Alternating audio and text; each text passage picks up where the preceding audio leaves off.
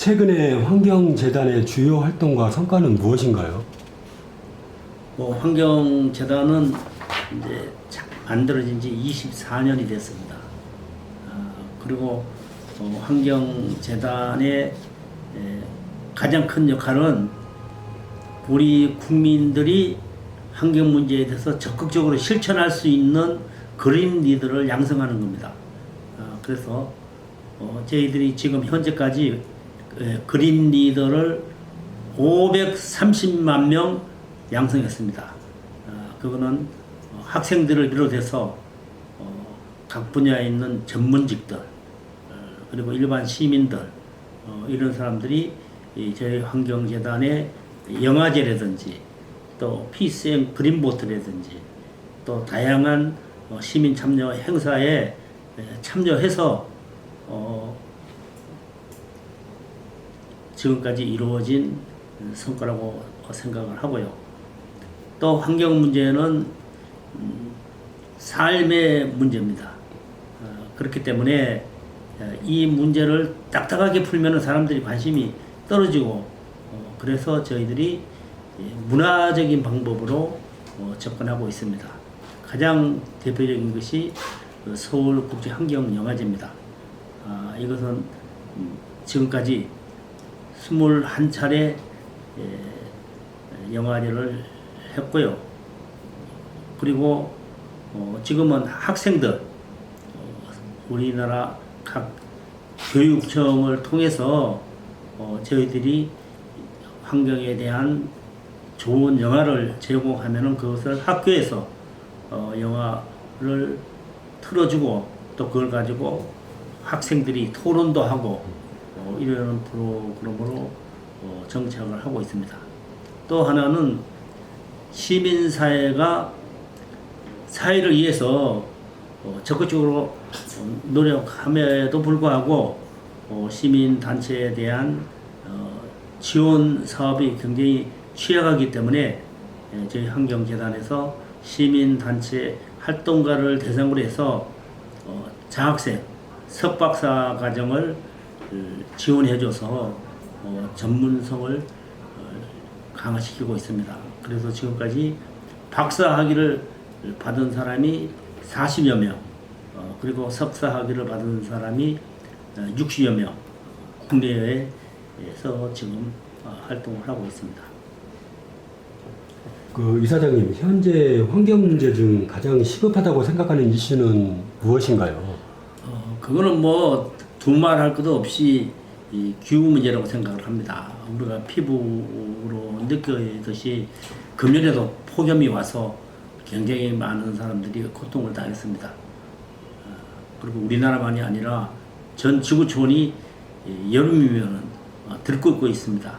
그래서 유럽 같은 경우에는 유럽의 남부 지역, 이탈리아든지 그리스, 스페인, 포르투갈 같은 경우에는 폭염이 지속되면서 40도, 47도까지 올라가서 우리 인간이 살아갈 수 없을 정도로 심각하고요. 우리나라도 마찬가지로 35도에서 37, 38도까지 이렇게 폭염이 지속되면서 바깥에서 일하는 노동자라든지 또 취약계층은 굉장히 많은 고통을 받고 있습니다.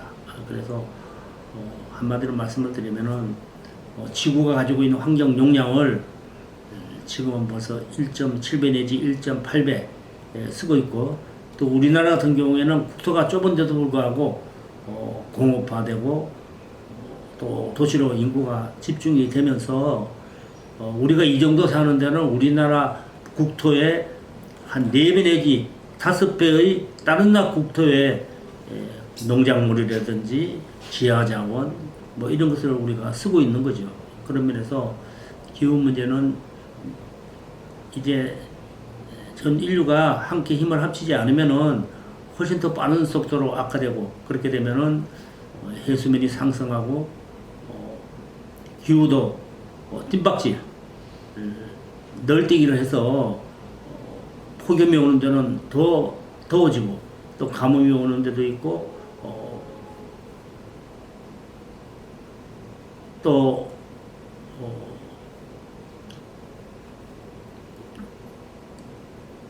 우리 인간만이 아니라 다른 생명체에게도 큰 영향을 주고 있다고 생각합니다. 그래서 기후 문제 해결하는 게 가장 중요한 지금 당면과제라고 생각하고요.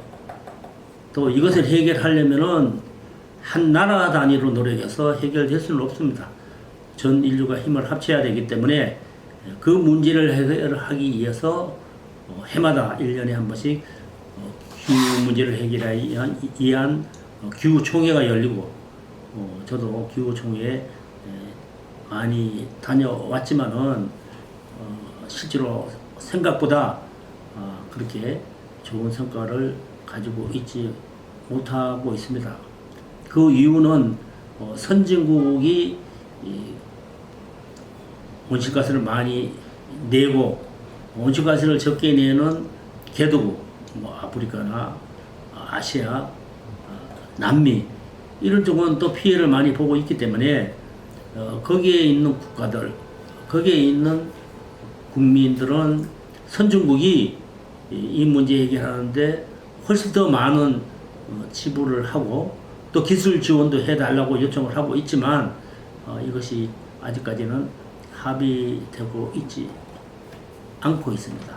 그런 면에서 기후 문제는 우리 인류가 해결해야 될 가장 중요한 과제고 이것을 이대로 둘 때는 훨씬 더 큰 재앙이 오기 때문에 기후 총회를 통해서 2050년까지 탄소 중립을 목표로 해서 지금 활동하고 있습니다. 그 정부와 기업의 환경 정책에 대해서 어떻게 평가를 하시나요? 뭐 역대 정권마다 다 달랐죠. 비교적 환경 문제에 대해서 좀 관심을 가지고 있는 정권도 있었고 또 환경 문제에 대해서 전혀 관심을 가지지 않고 그대로 정책을 수립한 곳도 있습니다. 한 예를 들면은 이명박 정부 때 4대강 토목공사를 하는데 23조라는 어마어마한 돈을 들였죠. 그때 이명박 후보 당시에 저보고 도와달라고 그래서 흐르는 물을 막아서 강물이 막아진 역사는 없다. 그렇기 때문에 절대 보를 막아서 안 된다는 얘기를 했습니다. 그렇지만 결국은 우리 4대강에 많은 보를 만들고 그 물이 정체되면서 녹조 현상도 나타나고 큰빛, 이끼벌레 등 다양한 형태의 문제가 이제 생긴 거죠. 그런 면에서 23조라는 어마어마한 돈을 토목공사에 투입하지 않고 우리가 선진국으로 가는데 또 우리의 현실에 맞는 반도체 산업이든지 AI 산업이든지 이런 데 투입을 했다 그러면은 우리가 훨씬 더 환경도 살리면서 국민소득을 높일 수 있는 좋은 기회인데 그것이 이명박 대통령이 토목공사로 살아왔기 때문에 그것이 결국은 우리의 가장 뼈아픈 점을 알려주고 있습니다. 자, 이사장님, 시민들이 환경 보호를 위해 할 수 있는 가장 효과적인 방법은 무엇이라고 생각하시나요? 뭐 다양하게 있죠. 우리 이 시민들이 살아가는데 가장 온실가스를 많이 내는 것은 자가용입니다. 자가용을 한 대 가지고 일을 보고 그런다고 하면은 굉장히 많은 온실가스가 나오고 있기 때문에 저는 일단은 우리나라 같은 경우에는 특별한 경우가 아니면은 출퇴근에 대중교통 대도시 같은 경우에는 전철이든지 또 버스 이런 걸 이용해야지 된다고 생각을 하고요. 또 두 번째는 식생활입니다. 우리가 과거에는 고기 같은 거 거의 먹지 않으면서 살아왔는데 우리도 이제 선진국에 진입을 하고 또 육식 생활을 많이 하면서 굉장히 많은 고기를 먹고 있습니다. 근데 예를 들어서 소고기를 우리가 한 번 먹는데 나오는 온실가스, 특히 메탄이나 이런 것은 우리가 상상할 수 없을 정도로 많이 나오기 때문에 이제는 육식을 좀 줄이고 채식, 또 만약에 육식을 하더라도 온실가스가 적게 나오는 뭐 닭고기라든지 이런 걸로 좀 전환을 해야 된다고 보고요. 그 다음에 몸의 건강에도 육식을 많이 먹는 것은 바람직하지 않습니다. 고혈압이라든지 당뇨병이라든지 여러 가지 질병이 나타나고 있기 때문에 저는 채식을 좀 더 많이 곁들여서 식생활을 해야 된다고 보고요. 또 하나 또 쉽게 실천할 수 있는 것은 옷이라고 생각합니다. 우리가 과거에 못 살았을 때는 뭐 옷 그냥 한 벌, 두 벌 가지고 살아왔는데 우리가 이제 비교적 생활 수준이 높아지면서 특히 젊은 사람들은 옷을 너무 자주 갈아입어요. 갈아입는 게 아니라 너무 자주 삽니다. 패스트 패션 그래가지고 몇 번 있다가 또 버리고 그러는데 옷을 하나 만드는데 들어가는 물의 사용이나 에너지 사용량은 어마어마합니다. 그래서 저는 이제는 옷을 하나 사더라도 좀 좋은 거, 오래 입을 수 있는 것을 사야지 몇 번 입고 그냥 버리면은 그것이 결국은 쓰레기가 되고 그 대부분의 의류는 전부 다 플라스틱입니다. 전부 다 폴리에스테르든지 석유화학 물질이기 때문에 그것을 세탁을 하면 또 세탁을 통해서 초미세 플라스틱이 유출이 되고 그것이 강과 바다로 흘러 들어가서 거기에 살고 있는 생명체에 축적이 돼서 결국은 그 물고기든지 조개 종류 이걸 먹으면 우리 몸에 또 초미세 플라스틱이 축적이 되고 또 뇌에도 축적이 된다는 보고가 있기 때문에 그런 면에서 저는 첫 번째 대중교통으로 가야 된다.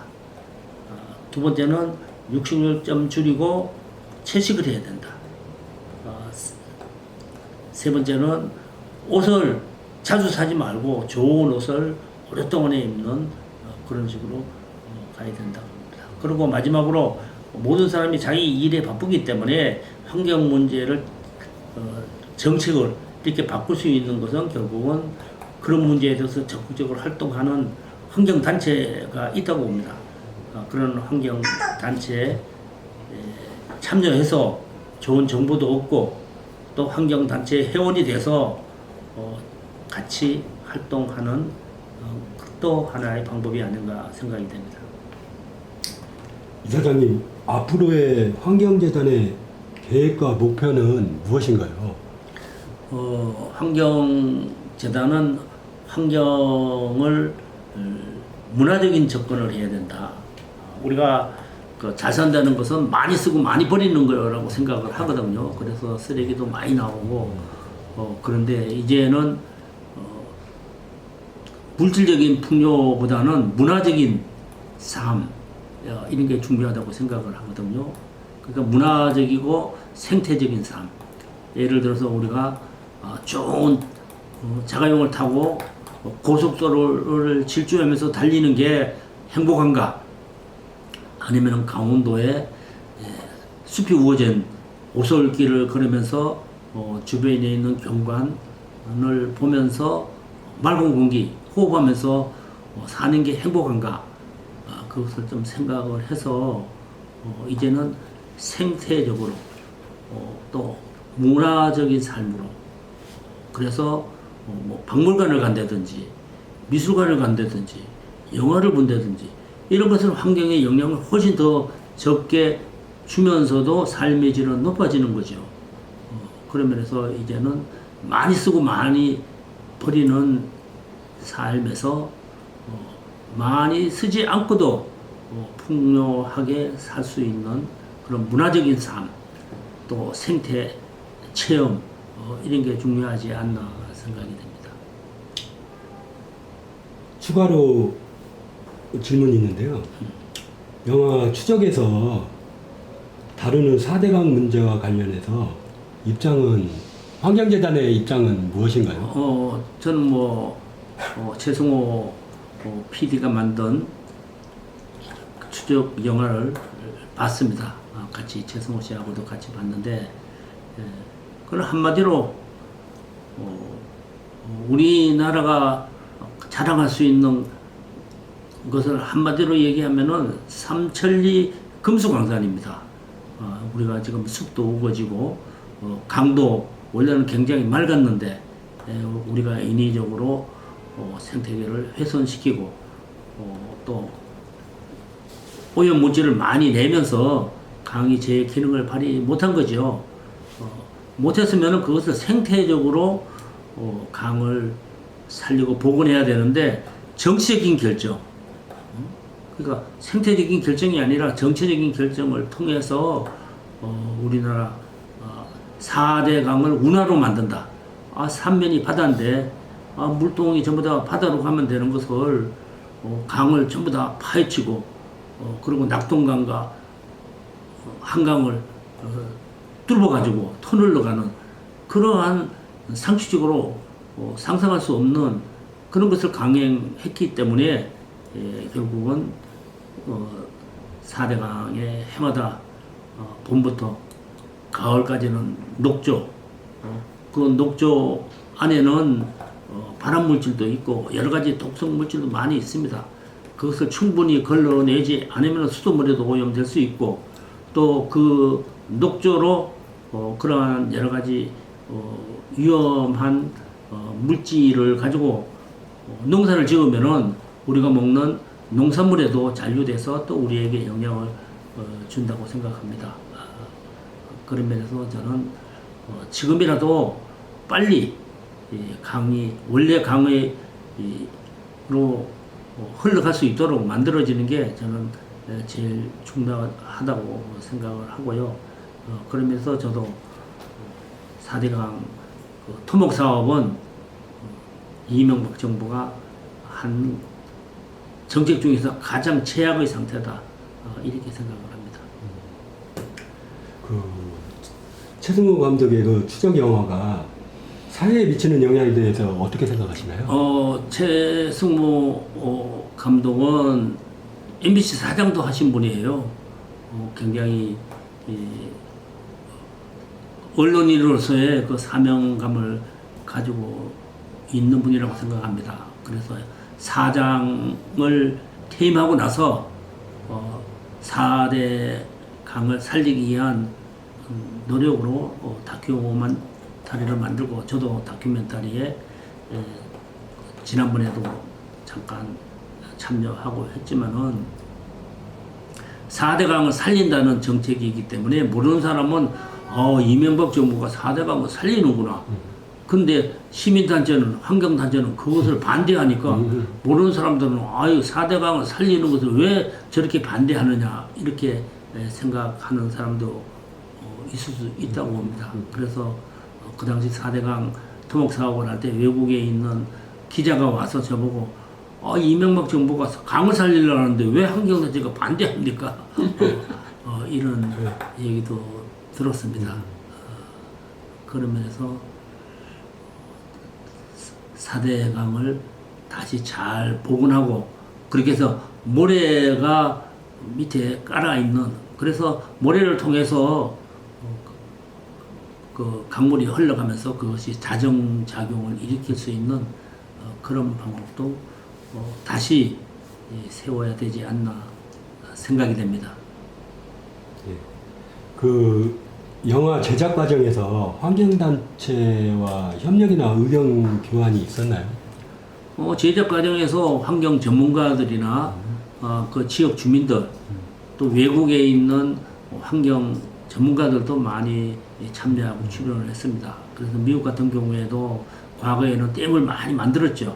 만들었는데 그것이 부작용이 나면서부터 댐을 허는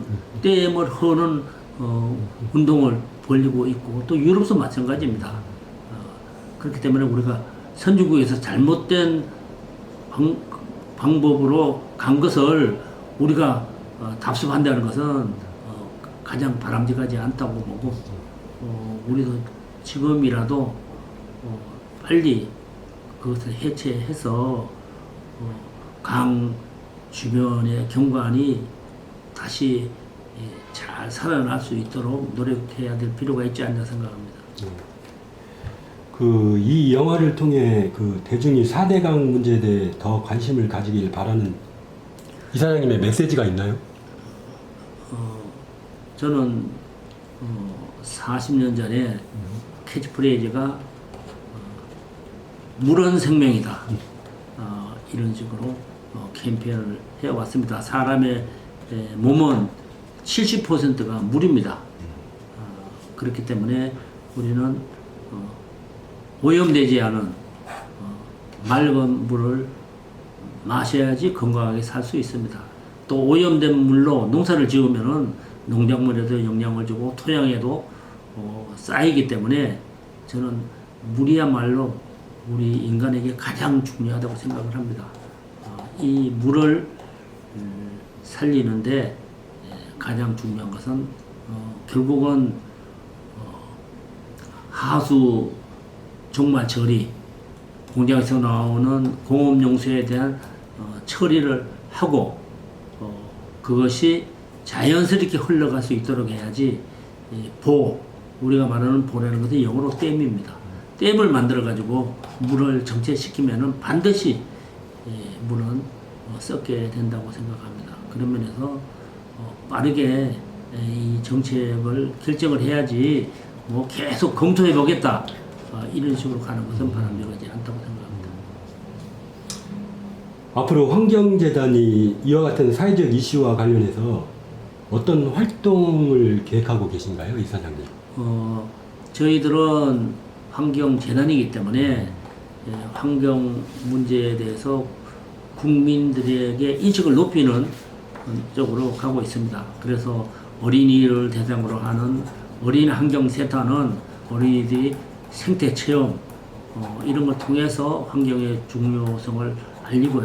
그 다음에 사회 지도층들, 국회의원이라든지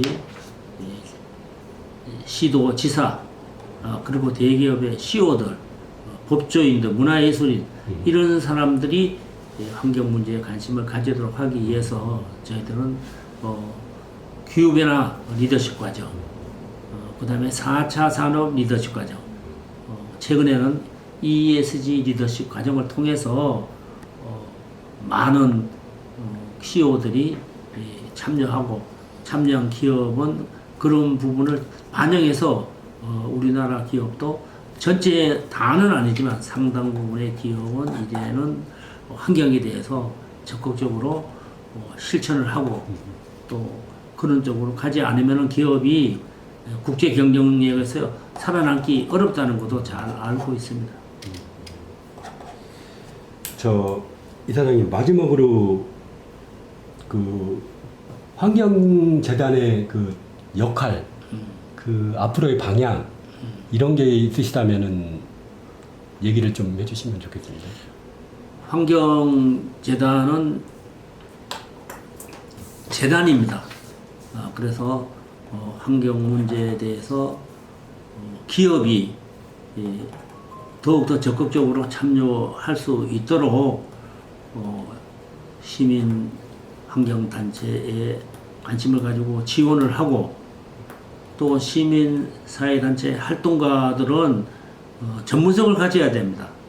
전문성을 가지려면은 공부를 해야 되고 또 환경 문제는 국가 단위로 노력하는 것도 필요하지만 지구적인 차원에서 또 접근하는 것도 굉장히 중요하다고 생각합니다. 그래서 해외에 있는 환경단체, 전문가들과의 교류 이런 것도 중요하기 때문에 그런 부분에서 우리 환경재단이 지원을 하고 또 교육 프로그램을 통해서 환경을 비롯한 사회 문제에 대해서 적극적으로 관심을 가질 수 있는 프로그램을 만들어내고 있습니다. 또 배를 통해서 배안에서 또 리더십 과정이든지 또 다양한 사람들의 환경에 대한 인식을 높이는 프로그램도 하고 있고 또 현장 체험 프로그램을 통해서 자연 생태계와 우리 인간이 함께 더불어 살아가지 않으면 안 된다는 것을 알리는데도 역할을 하고 있습니다. 그래서 처음에도 말씀드렸듯이 우리는 그린 리더가 세상을 바꾼다. 그런 신념하에 500만 그린 리더를 양성한다고 했는데 벌써 500만 명을 넘었습니다. 그래서 더 많은 사람들이 참여하도록 하고 또 우리나라보다 어려운 나라 이를테면은 방글라데시 같은 경우에는 쓰나미도 오고 그렇기 때문에 거기에는 맹그로브 나무 중에서 가장 탄소를 많이 흡수하는 나무가 맹그로브입니다. 맹그로브는 바닷가에 또 하천 이런 데 뿌리를 내리고 있어서 그 뿌리 속에 많은 어패류들이 거기에 서식을 하면서 새끼도 낳고 그렇게 해서 생태계도 살리면서 쓰나미 같은 것도 막아내는 그런 맹그로브 나무 심기를 저희들은 벌써 50만 구 1호를 이상을 심었고 3년 안에 100만 그루를 달성하기 위해서 노력을 하고 있습니다. 이사장님 바쁘신 와중에 인터뷰 응해 주셔서 네. 감사합니다. 예. 그랬어요. 네.